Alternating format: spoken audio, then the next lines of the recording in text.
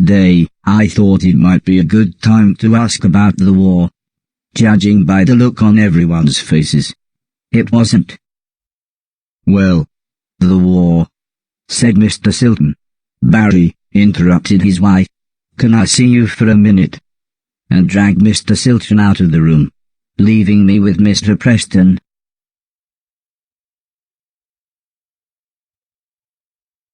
All of a sudden, Mr. Silton appeared. "How about a tune-up?" he said. Mrs. Silton started to make some food, and Mr. Preston was playing with the dog, leaving me to chat with Mr. Silton. I said that I really wanted to see everyone else, but Mr. Silton said that it wouldn't be that easy. Traveling now, especially for a robot, is complicated. Go back to the house, you could even do some cleaning.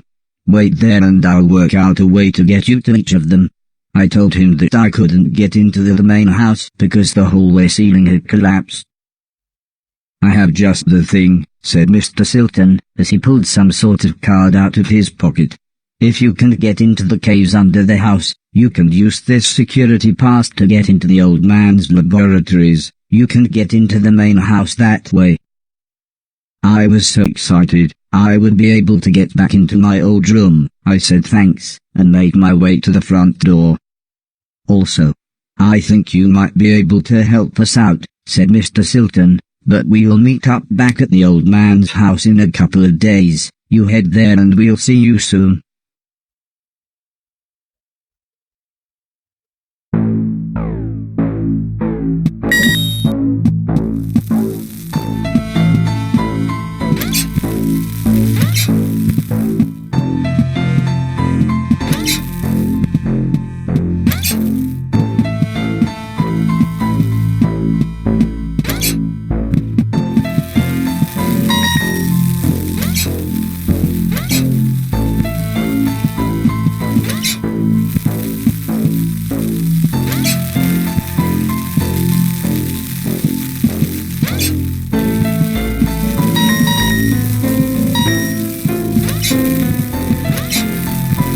I wasn't sure what to do with this machine. The huge door was sealed shut. I wasn't sure how to get inside.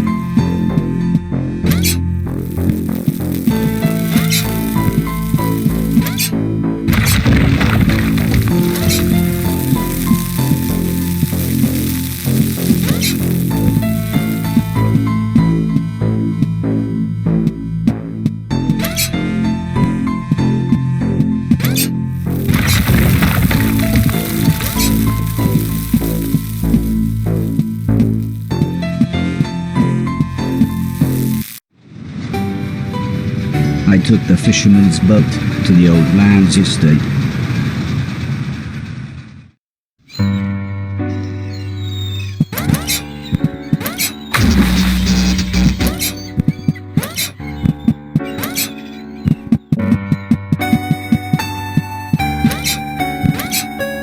The gate was locked. I would need a key to open it.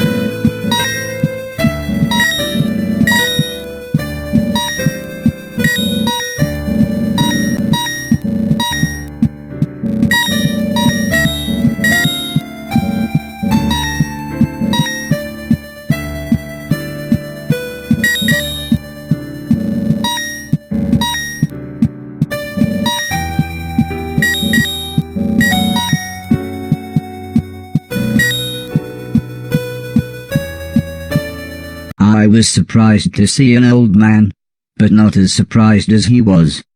It turned out he was blind. He was kneeling on the floor with his hand in a drain. When I asked him what he was doing, he said his cat had crawled into the pipes, and he was trying to get her out. He was very happy when I offered to help. He said there was no way we could reach her from here, so if I was willing, I could make my way through the sewers and get her from the other end. He said he would turn off the water for as long as possible, but I would have to run, as the pipes would soon fill up again. I happily agreed. So he gave me a key. He said this will open all the sewer gates. Go through here, then down the ladder, and through the big door at the bottom.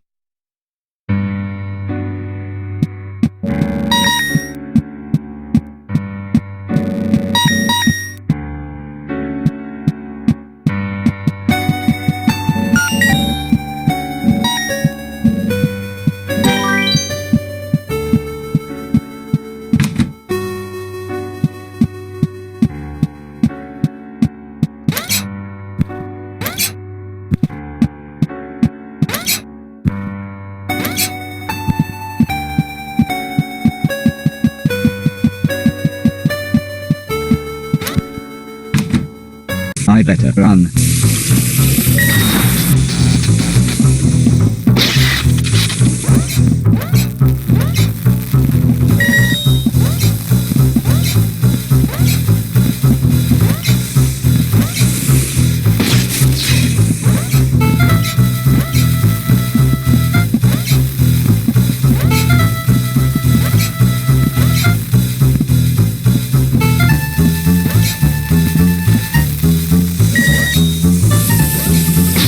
I better run.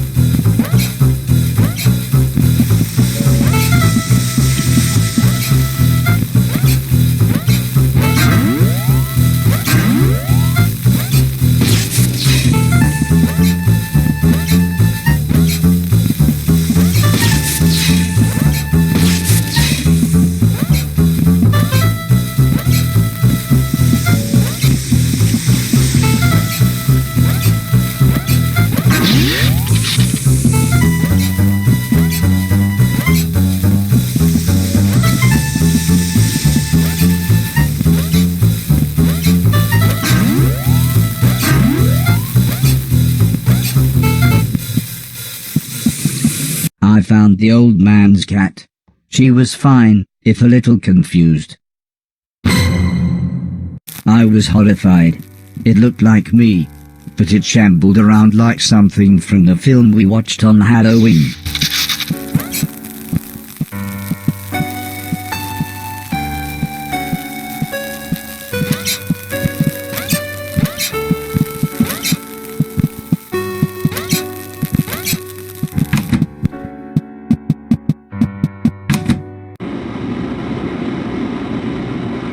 The man was happy to have his cat back. He looked so content with her sat on his lap. I told him about the thing I saw, but he just laughed and said, "Those bastard robots, they're always getting up through the pipes. Don't worry though, it'll never get through the big doors. If I had my way, we'd have blown up the lot of them when we had the chance." I wasn't sure what he meant, but I decided now wouldn't be the best time to tell him I was a robot. The man laughed and said, "Don't worry, I know who you are," and told me that he knew the old man.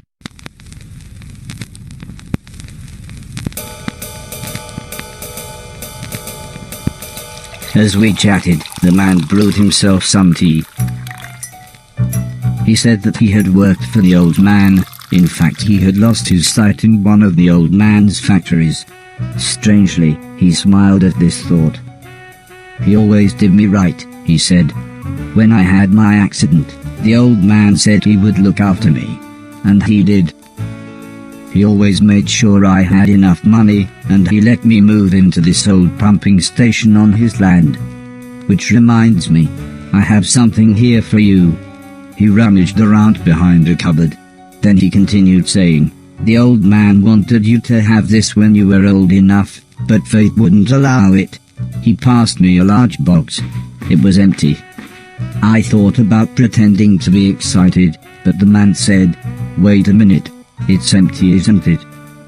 He slumped back in his chair. "I was robbed a few months ago," he said, almost in a whisper. "It's strange, they took practically anything metal, but left loads of food and a brand new saxophone." The man looked sad, so I thought I would try to change the subject. I told him about my quest to clean a million things. This at least made him smile. He said I was welcome to go back through the pipes any time I wanted, as there were loads of old things in there that could be cleaned away.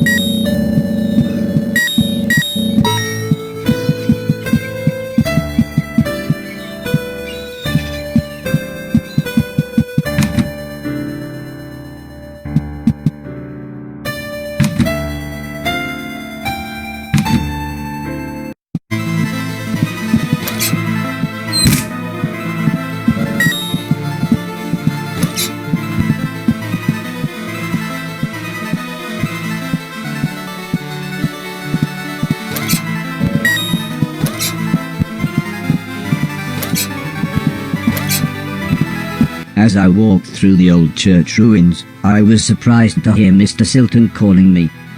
He said he had forgotten to give me something, and the church's community hall would be the perfect place to try it out. As soon as we walked into the hall, Mr. Silton said he had a present for me. It was a pair of Atlas gloves. They made me think of the old blind man with the cat, and his stolen Atlas gloves. I wonder if Mr. Silton knew how lucky he was to still have them with a glove thief around. Mr. Silton asked me to try the gloves on, and start chucking things around. But not him. He was very clear about that. Mr. Silton suggested we clean the hall. Of course I knew when he said we, he meant me. But I was happy to try out my new gloves. He said I should clear everything off of the basketball court and put the things on the floor either side. I fiddled with the settings for a bit, but when Mr. Silton saw I was having trouble, he produced a small manual. He explained that pressing down and X would pick the thing up. X would then throw the thing, and if I wanted to place it on the floor, I should again press down and X. He looked more and more confused as he read all this, but eventually he finished by saying, "Well, I hope that made more sense to you than it did to me."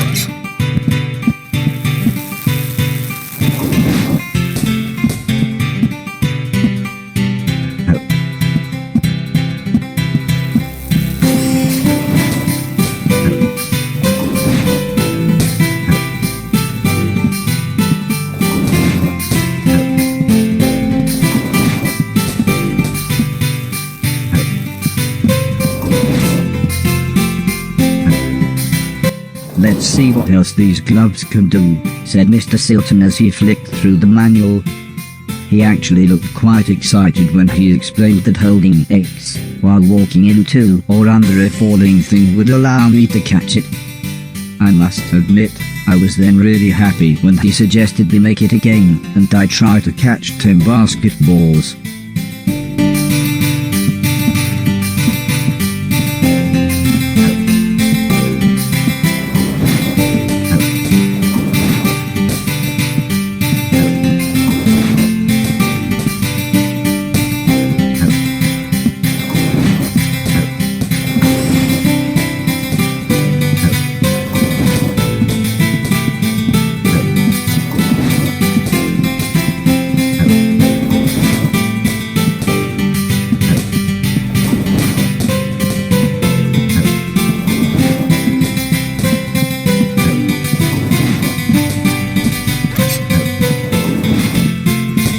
Next, Mr. Silton suggested we make it a real game and see how quickly I could score 10 baskets. I enjoyed this so much. It felt just like the good old days. Except Mr. Silton wasn't as forgiving as the old man.